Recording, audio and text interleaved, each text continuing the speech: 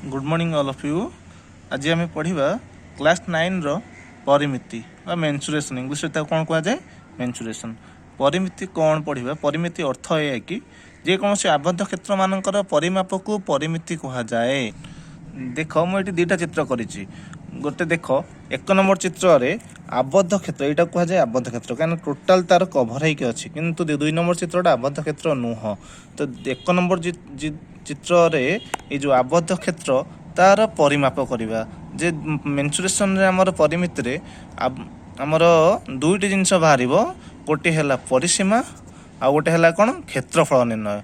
परिसीमा निर्णय करवा क्षेत्रफल निर्णय करवा जेकोसी आबद्ध क्षेत्र रे तार बाउंड्री थिबो फास्ट रु लास्ट पर्यंत टोटाल कभर होगी थी से जो बाउंड्री दैर्घ्य को आम कौन कह परिसीमा कह। टोटाल देख ये आबद्ध क्षेत्र जी जो गार पड़ी ये गार गुड़िकर माप हेले जी सेंटीमीटर हेब यह कौन कह परिसीमा कह। क्षेत्रफल कौटा कह भीतर जिनस भीतर एरियाटा को टोटाल आम जब मापिबा यह क्षेत्रफल कह जाए।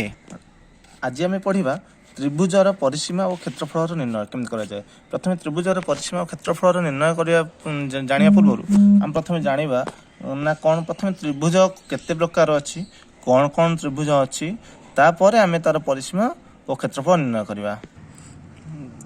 देख त्रिभुज क्या कह जाए ना तीनोटी बाहु द्वारा आबद्ध क्षेत्र को त्रिभुज कह जाए। सेटा मु लिखिनी तो मन रख तीनोटी बाहु द्वारा आबद्ध क्षेत्र को त्रिभुज कह जाए।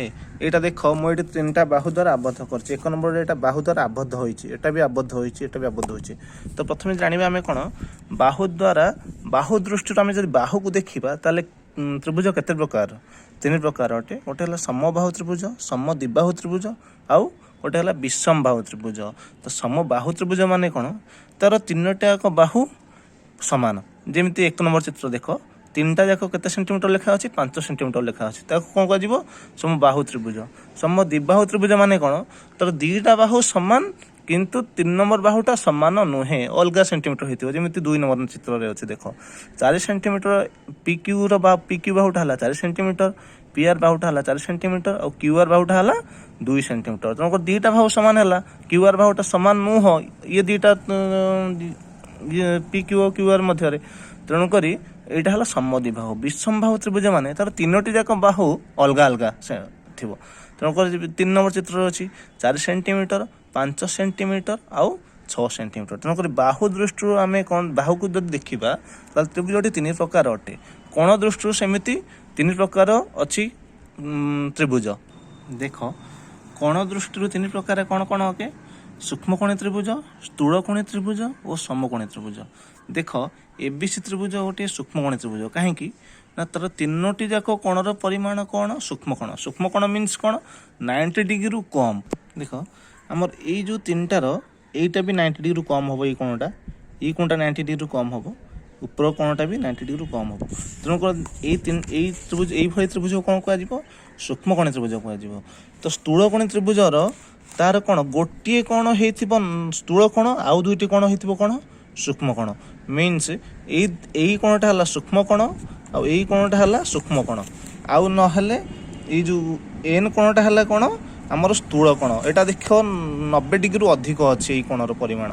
तेणुक ये दुईटा कोण 90 डिग्री कम कहीं जदि आम स्थूल कोण गोटे कोण होगा टोटाल 3टा कोणर परिमाण कौन 180 डिग्री। तेणुक जब गोटे कोण आमर स्थूल कोण हो आउ दुईटा ऑटोमेटिकली सूक्ष्मकोण हो। समकोणी त्रिभुजर कौन हम यहाँ है 90 डिग्री मीन्स एटा है समकोण गोटे कोण समकोण आउ दुईटा आग कौन हम सूक्ष्मकोण यहाँ भी सूक्ष्मकोण हम यहाँ भी सूक्ष्मकोण हम कहीं 90 डिग्री पड़े आसला ना यहाँ जब 90 डिग्री आसला ताले ये दुईटा मिसिकी हम कौन हम 90 डिग्री हम कहीं 90 90 180 डिग्री।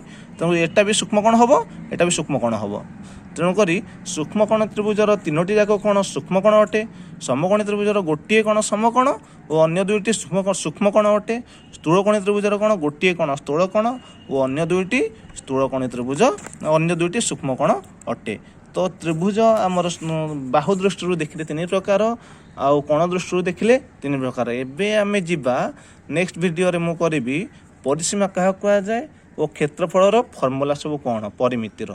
तेणुक त्रिभुज विषय समस्ते मत लगुच जी न जानी समस्ते हो मुझे बहुत जानी एटा स्पेशली गध पिला जो मैंने कहीं किसी जापारती त्रिभुज क्या कहुए कौन कौन बहुत एमती पिला अच्छा तेणुक मुझे स्पेशली कर आम परिसीमा क्या कहुए क्षेत्रफल क्या कहुए क्षेत्रफल केमी कौन कराए आम जा तो अनुसरणी एंड एग्जाम्पल तो आज ये जदि भल लगी लाइक एंड सब्सक्राइब करदे थैंक यू।